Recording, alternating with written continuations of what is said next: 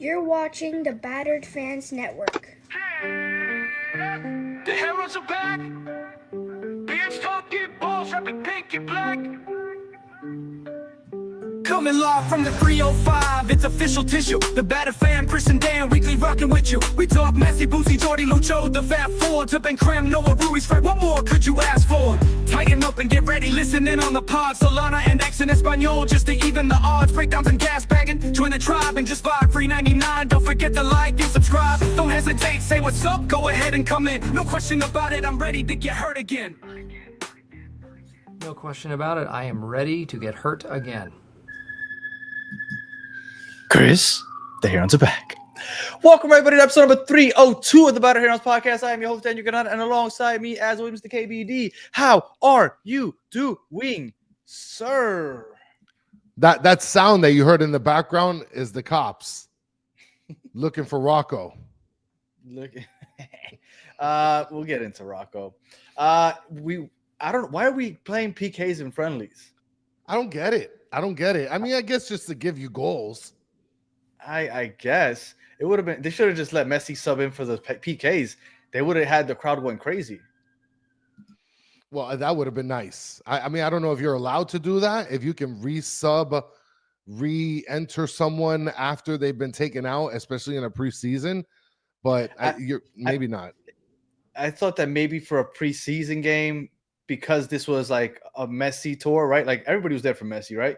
I thought that would have been cool. They would have like bent the rules a little bit, but they can't. But that would have been a cool thing. I have to mention this. The MVP, look, Walter Torres saying the MVP goes to the announcers. These guys were on another level today. The color commentator and the play-by-play guy, like they were having a full-blown party in that broadcasting booth. You don't listen to games in Spanish often, do you? I do, but like literally like 7 people were a part of the whole broadcast. But listening to games in Spanish is always more entertaining than English, I think. So let's get into it. I'm wearing my Ian F. and Frey shirt. I'm just gonna jump ahead and just say that was the highlight of the game. I did not expect him to be available, much less to actually get onto the pitch. Shout out to Ian Frey. Awesome to see him back. I couldn't believe it. I'm really glad. You said awful game. We're gonna get into the game. I didn't think it was awful, but we can get into that. What did you think of the atmosphere before we get into the actual game? I thought it was really cool, man. Yeah, it was packed. I mean, look, you could tell that people came. They came to see Messi. I saw a lot of pink.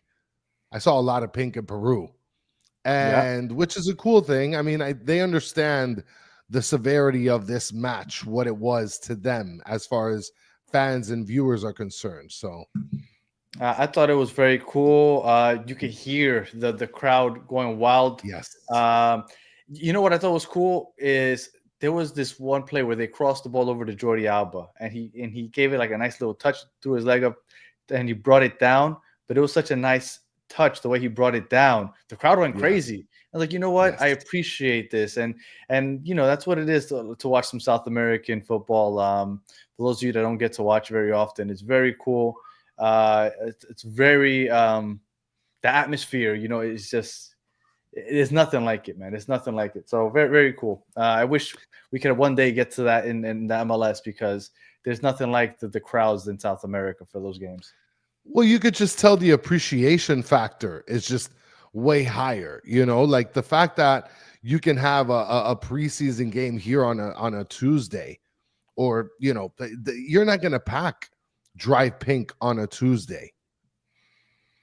Well, you know what, to be fair, if Messi was coming just one time on a Tuesday, that's the key. Yeah, Messi's here, and this season he's going to be here like every 3 days. We're going to be able to go see him. So, like, let's be fair, right? Everybody kills Miami.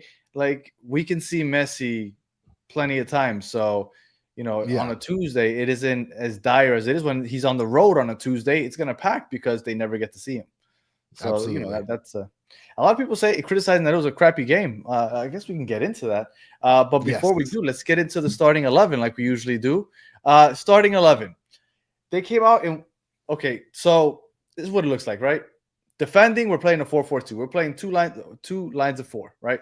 We got our back line and our midfield. Those are our lines of four. We're playing a 4-4-2 when we're defending.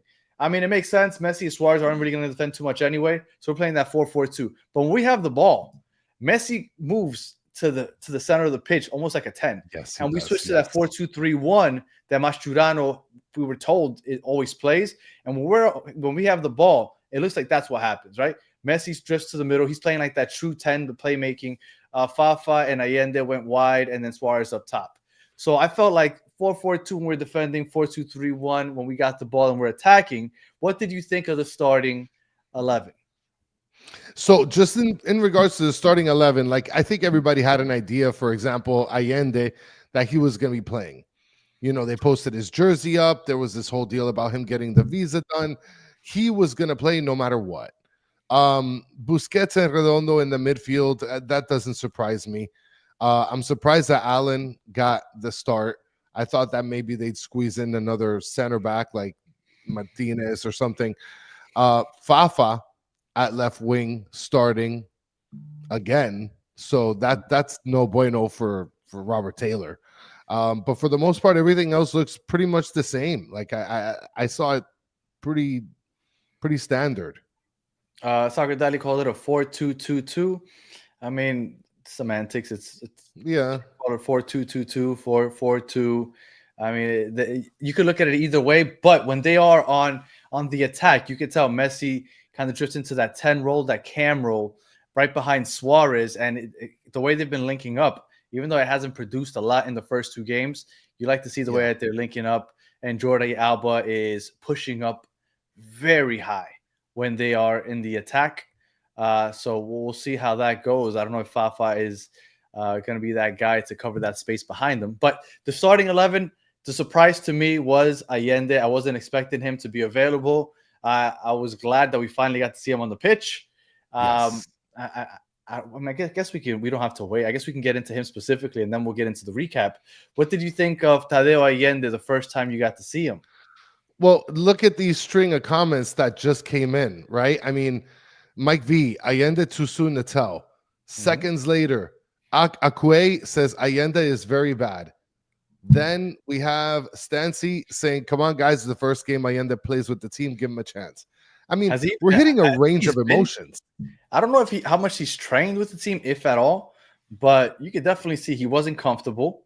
I mean, imagine, first time you play alongside Messi, you're Argentine, so that's a big deal. And you're playing in front of 80,000 people. The atmosphere is potent. Like, yes, I'm sure he had some nerves. Thank God it's preseason, right? So he can go ahead and get that out of the way. Like a lot of the people are saying, it's the first game. I wouldn't read too much into it. He did not look good. Like, if we're just judging him based off of this one game, right? Whether it's too soon or not, right? We're not predicting his future. Hopefully he can improve as he gets better. But today, specifically in this game, grading him, he didn't look good at all. He was misplacing balls. It was definitely not a good game. I mean, look, Alejandro says it best, I think. Alejandro Mitchell says Allende 6 out of 10 potential, though. So, like, you could see it, right? It's his first game. He probably hasn't had much time to be able to practice to get with the rhythm of the team. But I think he's going to get there. I think he can get there. Look, I thought that he would be playing. He would be a starter over Fafa. I mean, they had him both starting today, but I think once Telasco Segovia gets here, I think Fafa finds himself on the pitch. And we'll talk about Fafa in a bit because, it wasn't the last game. It wasn't the last game. Yeah, I know. And the last game wasn't that great either, to be quite honest with you. It's just that he had that nutmeg that everybody kept talking about, but it wasn't necessarily a great game, but it was a decent first game. But today it seemed like it took a step back. But let's get into what we do usually. Not that there's much scoring or anything to talk about, but let's get game recap. First half. What did you think of the first half? So the first half, I mean, it started pretty slow. I didn't like. Let me tell you, our defense was holding the line very well, and not only that, but on top of that, it was something where I noticed that Luis Suarez, he was just a little sluggish. We're talking about the beginning of the game. That stood out to me the most. Like somebody put up a comment that Messi's the only one that wanted to win. Are you kidding? Well, I was just about to say, I thought Messi was came out to prove a point. I thought Messi was playing his ass off to start the game. Yes. I thought we were going to score and score early. That first free kick he got, like in the first 5 minutes, that was a great. Well, I mean, at first look, it looked like a great save. I thought it was a little closer to the post. The goalie didn't have to dive too far to his right, but regardless, I thought that might be a goal. And then in general, I thought that that Messi was balling to start the game, but Allende was rough. Fafa, he is. I'm not gonna say he's Emerson. Okay, I'm not gonna say that, but a lot of pace, taking players on one, which he can do. But what do you do after you beat that guy one-on-one? He was off with his crosses. And then Suarez was letting him hear it. And that's one thing that bothers me about Suarez. And I get it. Everybody's, oh, he's passionate. But at some point, like you're talking to grown men here. Like at what point, like you gotta come on, man. Like that's what I used to hate about Higuain. Like Higuain used to always just belittle his teammates. Relax, my guy. So, but Fafa definitely did not have a good game. I thought he was, he would find himself creating a good opportunity for himself to either center the ball or take a shot, and he just wasn't able to get that next ball in. And Suarez and even Messi, I think at some point were letting him hear it, which it sucks. Well, I think that the pace is definitely going to help him. Look, Miami King is saying Fafa's okay, needs time to connect with Messi, Alba, Suarez. Absolutely. I think with time, they're going to gel pretty well together. But again, to me, the one thing I did see was they played pretty well. They played efficiently, but there was just a lot of space in the middle where the other team was able to kind of attack, where Universitario, like they were able to kind of just be on our side a little bit more than what I would comfortably be, good with. That kind of worried me a little bit. Our defense was good, but for the most part, they just had they got pretty deep in against our defense. I thought in the first half, they didn't do much. Universitario. I thought in the second half they came out much more aggressive. Yeah. They were pressing quickly, and I guess we can get into the second half. If there's anything else you want to talk about in the first half? No. Okay, in the second half, they were definitely pressing more. They came out I wanting to score, and that's where I think Ustadi showed what everybody says, right? He's a veteran presence, good with his feet, and when they were pressing him high, he wasn't panicking. He played the ball into the center backs, even to the midfield. And Ustadi, that's where Ustadi showed why he's a steady presence back there. And I think that's where Ustadi ended up having that great game, right? Because everybody's like, Ustadi had a great game. And I think it happened in the second half when Universitario really put the press on. Because Universitarios at one point, I think they almost felt confident. They felt like they were growing into the game. And they started kind of taking Messi out of the game. They started marking him with two players. And once we had that happen, we couldn't really create too much. They started getting on the ball more. They were pressing us high, and Ustadi did a pretty great job handling the ball. I'll tell you what I think. I felt like there was a point in the game, a couple points in the game, where Inter Miami wanted to work it through to Messi, like way too deliberately. Like it was obvious how they wanted to get Messi the ball, and we don't have. Yeah, go ahead. The only person I thought was doing that was Allende. I thought Allende was deliberately looking for Messi, even in the tightest of spots. And I don't know if it was the nerves or this is what I'm supposed to do, but I thought he was doing that a lot. But I thought everybody else was kind of just playing through just the offense. I would have wanted somebody to kind of take the ball and just make something out of it instead of kind of just looking back to see where Messi is or looking back to see where the closest pass is, like to create a little bit more. I mean, that's kind of what we're going to miss, I guess, out of Matias Rojas. Hopefully we can be able to find somebody that can be able to kind of do that as well. Rap said that I was wrong about Drake. I'm not sure at what point I said today that I was wrong about Drake. If it was up to me, I'd still think he'd be the starter. But let me be very clear. When the season ended last year, I predicted Drake won't be the starter when the year starts. And he still might not be. If it was up to me, he would be over Ustari and Rocco. The only thing I've said over the last 10 days is that there's no way Rocco, Mr. Chuck Norris to some of you guys, is starting over Drake. Absolutely not. Ustari, I said, because he's a veteran, I could see it possibly happening. But no way Rocco is the starter. But Ustari, he might be the starter, yeah. And he looked good today. I think we're going to get to that in a little bit because, I mean, the goalkeeping commentary in the chat has been wild. Toto Aviles, another solid game.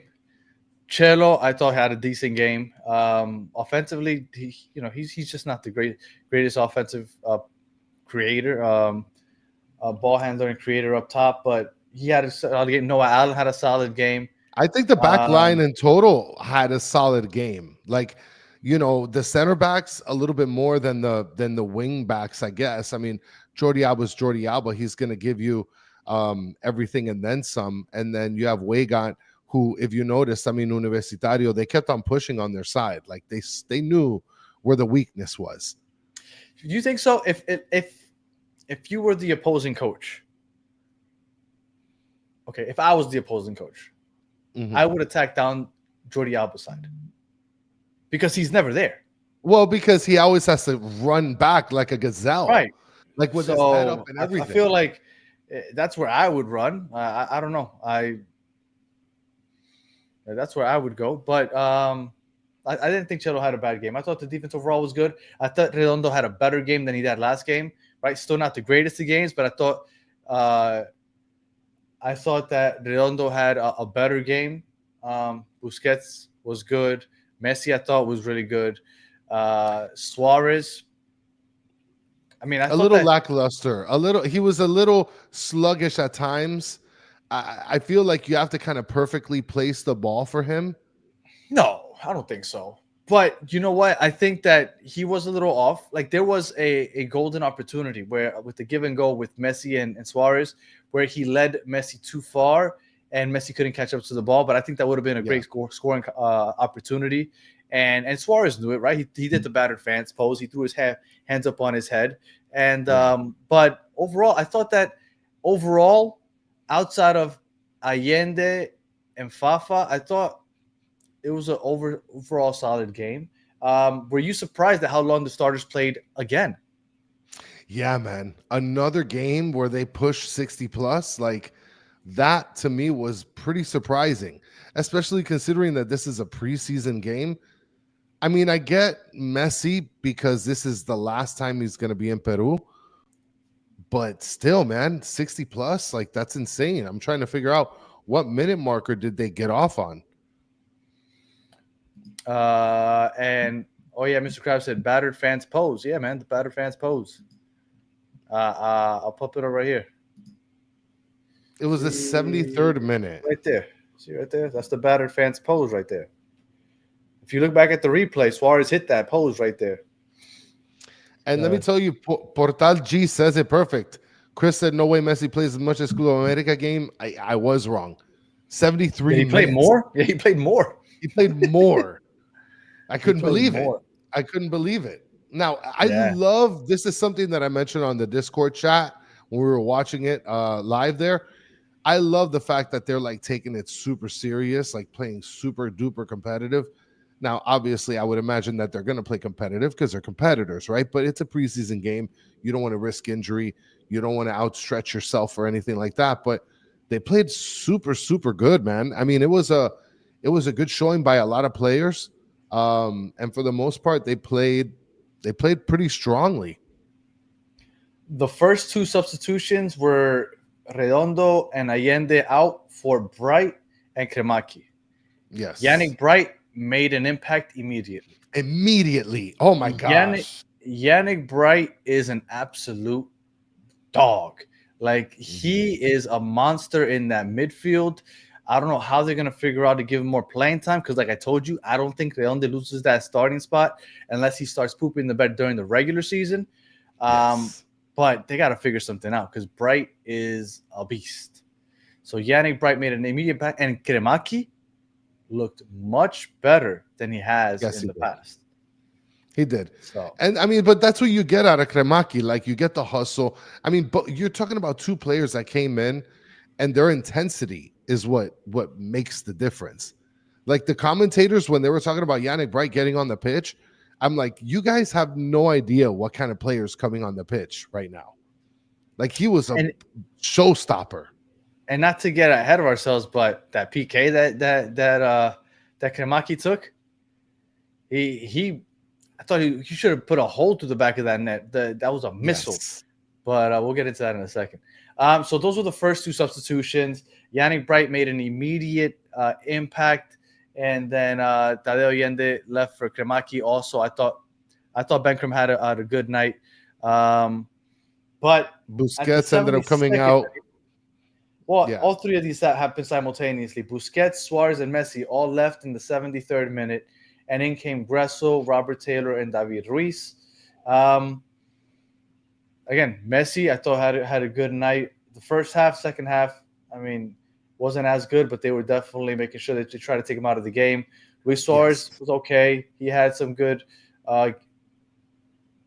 Got a couple good moments. And then Busquets had a solid game also.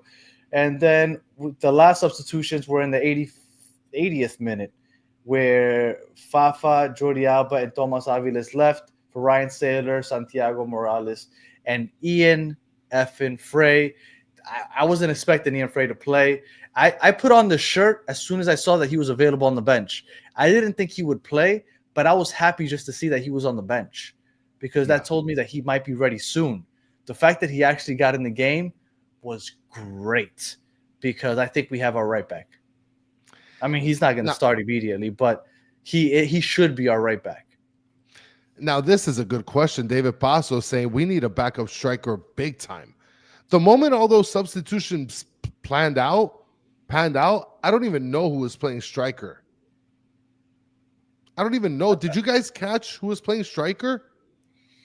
In the last 10 minutes of the game, you know what? Honestly, I didn't either because at that point I started making the graphic.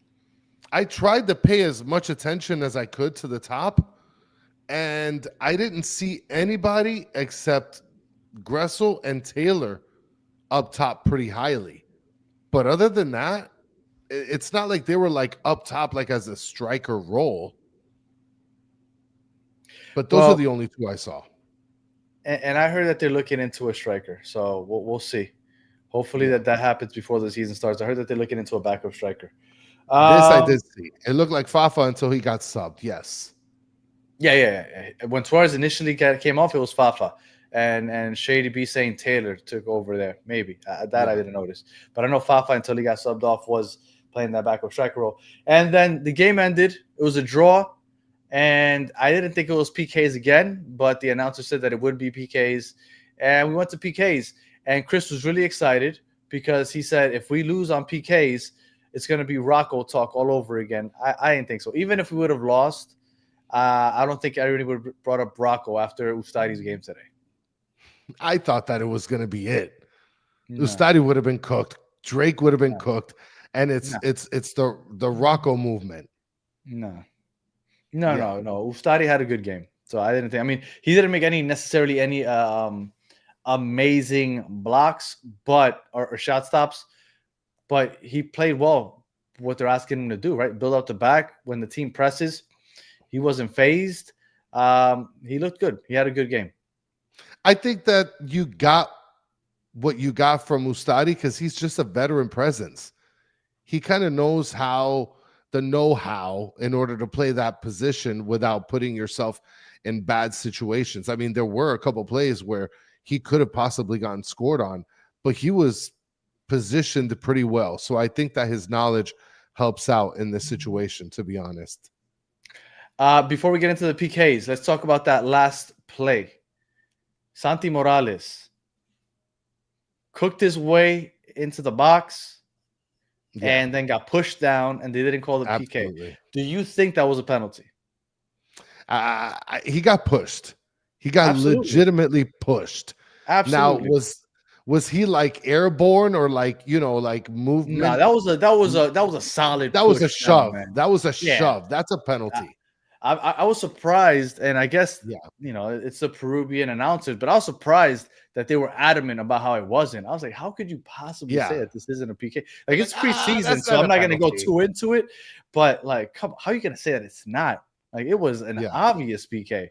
The way Mo Farrul is saying it is soft, no penalty. Mo Farrul, I hope you don't referee soccer games.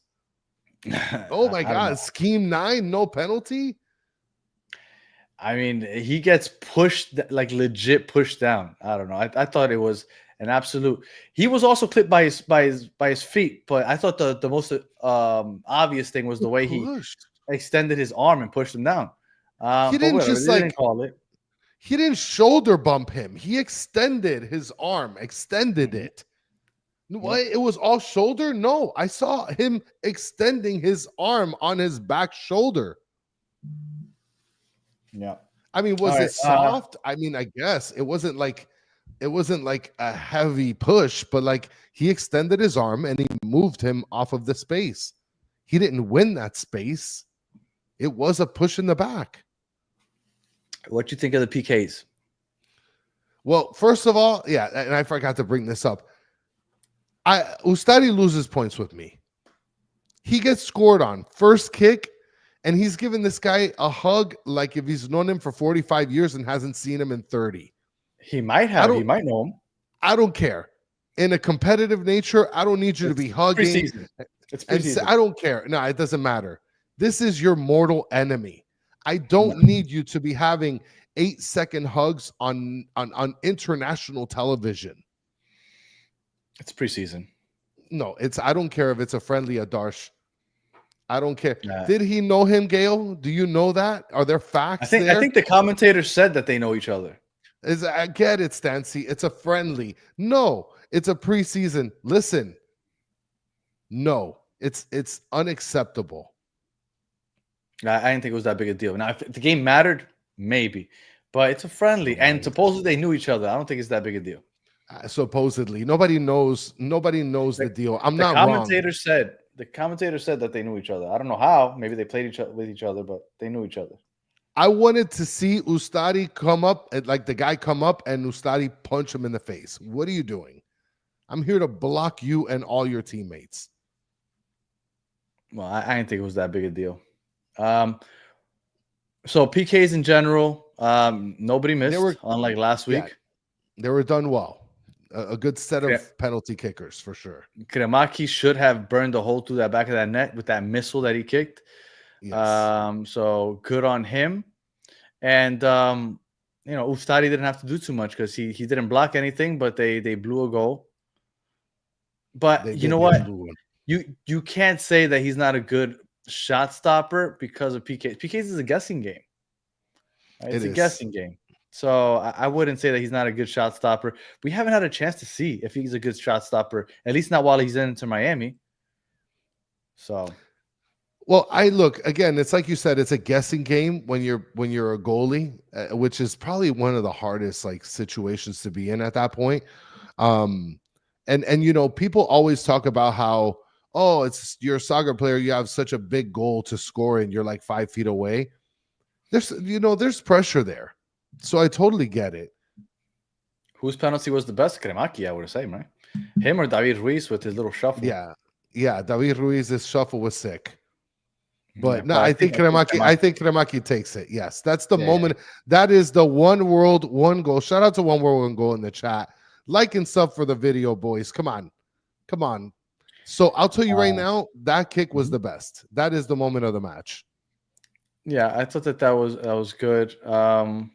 And like I said, Ustadi didn't block anything, but we still managed to win. Now, before the fifth kicker came on, it was Yannick Bright. Chris and I were like, who do you think is going to be the fifth one? Now, the last game, Santi Morales won the game, and we said that was a cool story. Cool way to end the preseason because there's Pops on the sideline. So that was really cool. And I thought to myself, this is an opportunity to have two really good, cool stories back to back to start the preseason. I thought they might put Ian Frey on, because how cool would it be if Ian Frey comes on? He comes back. How many months has it been since he got injured with his knee? Nobody thought that he would be playing today, and for him to get the game-winning PK goal, I think they missed an opportunity here, because that would have been a really cool story. I really wish, and I love Yannick Bright, but I think it would have been really cool if they would have let Ian Frey ice the game, or at least try to ice the game. I think that would have been cool. And if he would have missed, he would have missed, but I would have given him that opportunity. That would have been bad, though. If he would have missed, I don't know about that. Yeah. But he's a professional soccer player. You got to let him try it. I think that would have been a really cool moment. But unfortunately, they didn't give it to him. They gave it to Yannick Bright. And I'm sorry, but offensively in the attack, I say Frey has more of an attack-minded game than Yannick Bright. So if Yannick Bright can nail that kick, I would say Ian Frey might be able to nail the kick also. I think Ian Frey would have probably gotten it. I think he's better offensively than people anticipate. Yeah, man. Look, he's been playing right back last season. He's used to being in the attack. Has he scored outside of headers? I don't think so. I think it's just been all headers. But if Yannick Bright, which I love Yannick Bright defensively, but if Yannick Bright can be trusted to take it, I think Ian Frey could have taken it also. And I think it would have been a cooler story. Would he have made it? I don't know. But I think it would have been a really cool story to end the second preseason game. Yeah. So we technically win, right? It's still 2 draws to start the preseason, but we technically win both because it's on PKs. What is your overall takeaway before we talk about the standouts and the pena and all that stuff? What is your overall takeaway from today's game? Somebody in the comments asked what we thought about Mascherano. So far, he's passing the smell test. This is preseason. So far, I'm liking how the defense is looking. We're more structured. We're more compact. And it's looking good right now.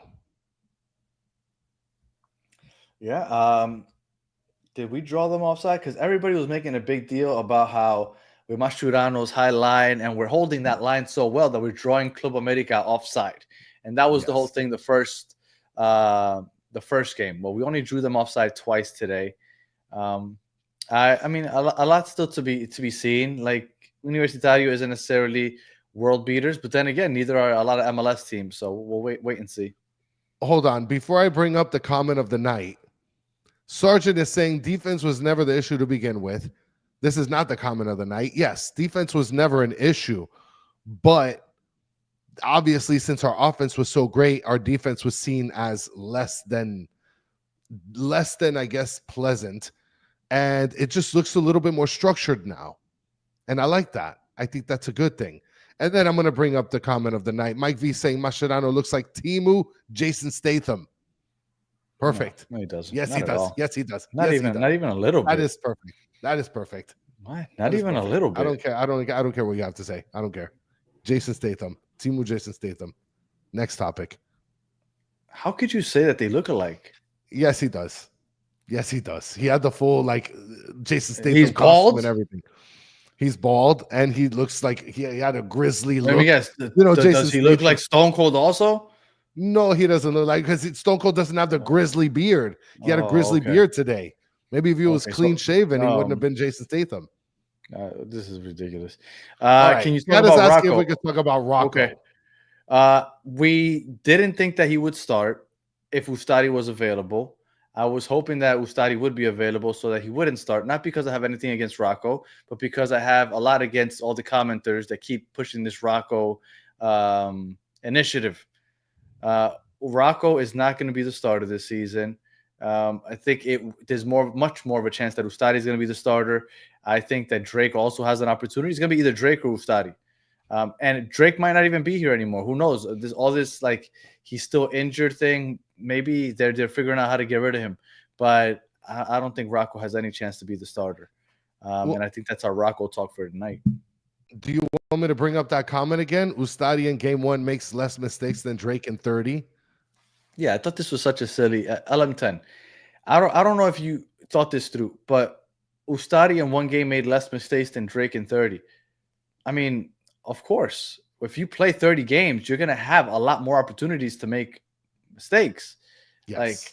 I'm not sure if you thought that comment through. I think I might know what you mean, but the way you wrote that, it doesn't make too much sense to me because in one game he had less mistakes than Drake had in 30. Yeah, I think that you could say that about most players when you're comparing one game to 30 games. Go ahead. It doesn't look. There's too much. The sample size is just completely different. You can't make the comparison. But one thing I could tell you. Go ahead, Danny, before I make my comment. Oh, I was going to say, he can't wait to see my face when Drake is out. You know what? If you want to see my face, go back to November. I don't know. Choose any day in November when I said Drake will be out and not be on this team. So you want to see my face? Go back in November. Go back in time. I said that he won't be on this team. So there you go. You want to see my face? Go back to November because I said it plenty of times already. And LM10, let me tell you something. Ustadi blows. He's hugging way too many players. And Giovanni Diaz said it best. Rocco would have punched him in the face. I like what I saw from Ustadi today. I thought that he looked good. I'm not bald, Mr. Krabs. I have hair here now. Okay. I mean, I don't you even wear want to hats show you. So often, nobody knows what your head actually looks like. That's a mystery.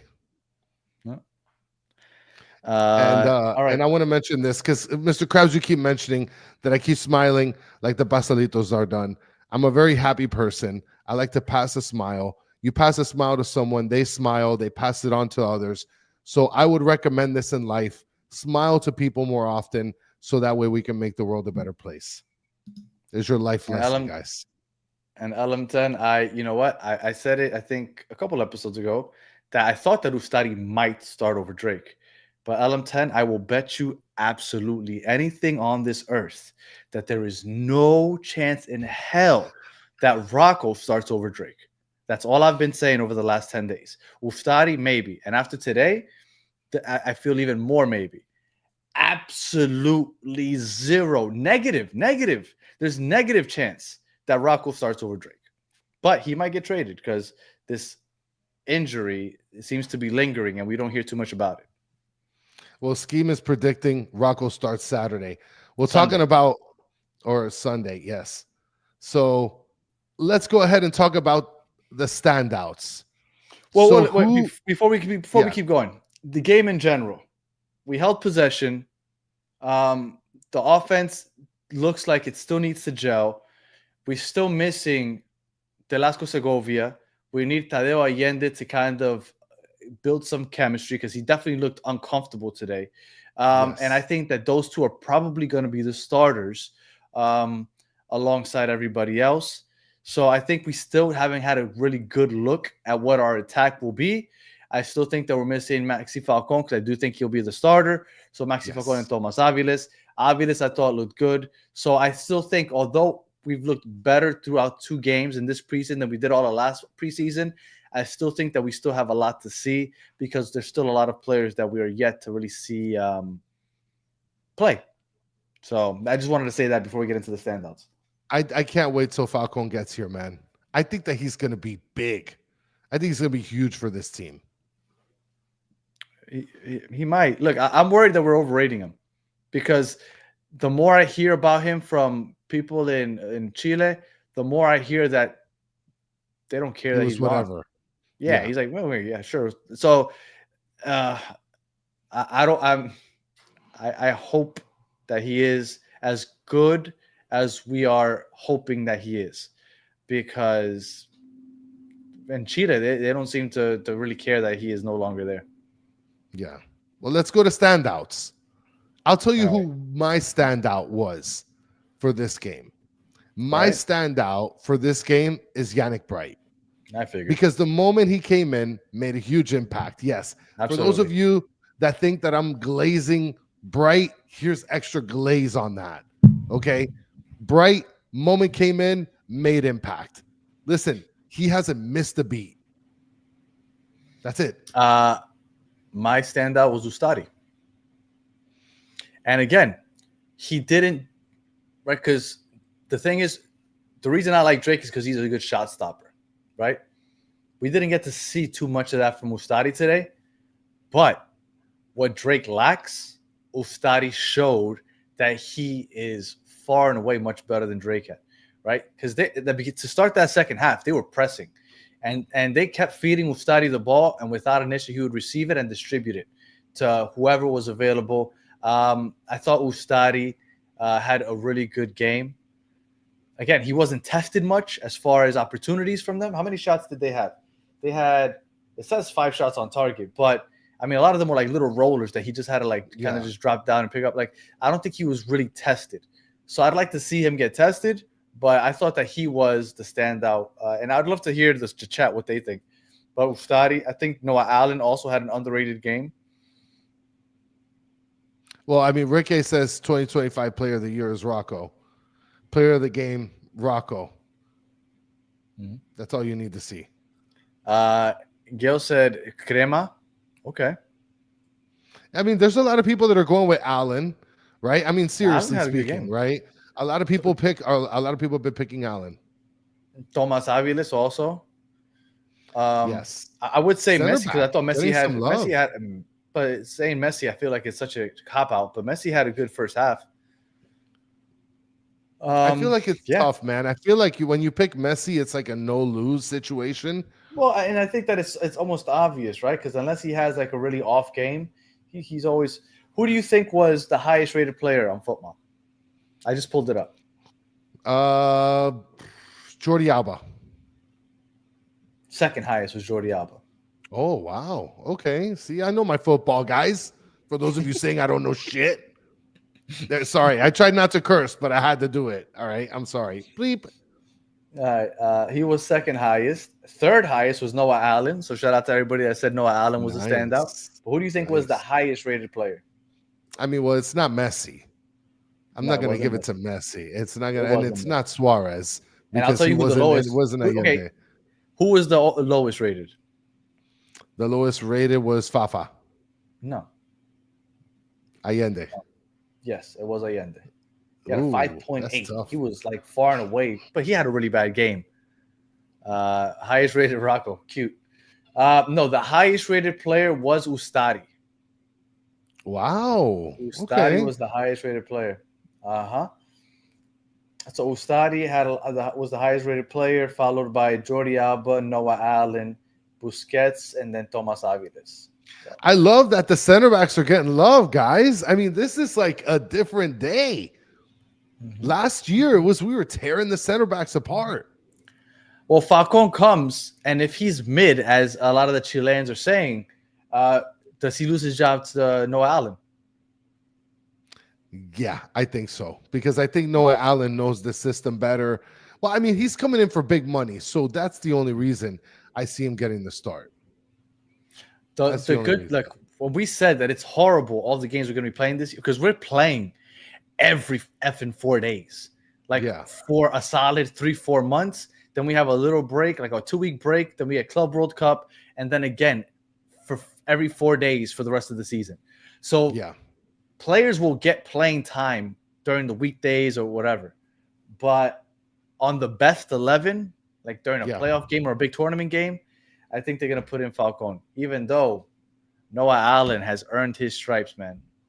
And that's all Tata, too. Like for all you Tata haters, that was a Tata move right there.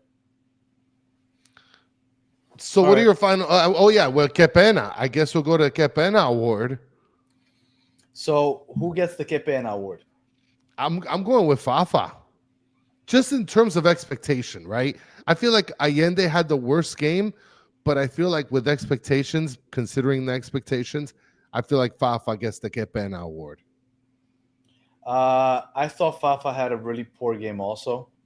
Fafa, like I said, and I mean, unfortunately, the camera kept zooming in on Luis Suarez and bitching at him, but you know, he just couldn't find Messi and Suarez with the ball, and he moved over to the right side when Benkrem moved to the left when he came in, and it didn't seem to help him much when he moved to the right side.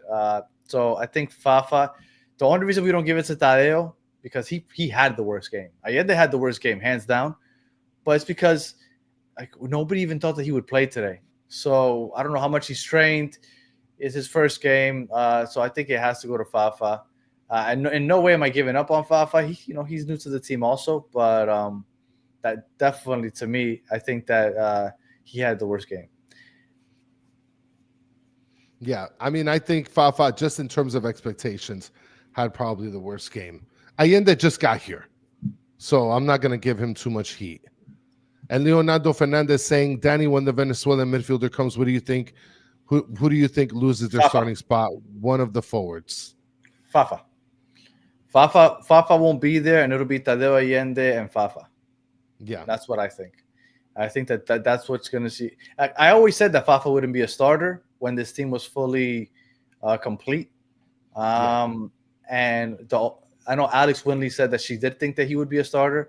I don't think so. I think it's going to be Tadeo, not Tadeo, Telasco, Segovia, and Tadeo Allende. That'll be the starters. Now, if Allende keeps looking the way he does, probably not. But I think that those will be the starters moving forward.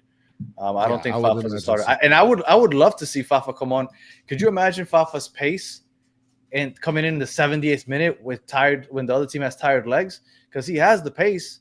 He can create. He's just, he had a rough game. So, Fafa and Benkrem coming off that's going to be the best. The bench.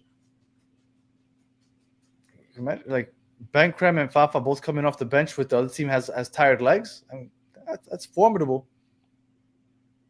They'll be killers. Yeah. All right. So I think we've hit the part where our final thoughts.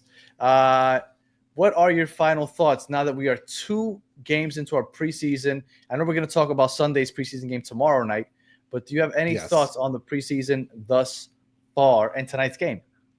Well, tonight's game was they were a little bit more organized. I feel like the wing play left a lot to be, desired. I guess desired. I mean, I don't know. I mean, it's something that they're working on it. We're going to see the final form in the beginning of the start of the regular season.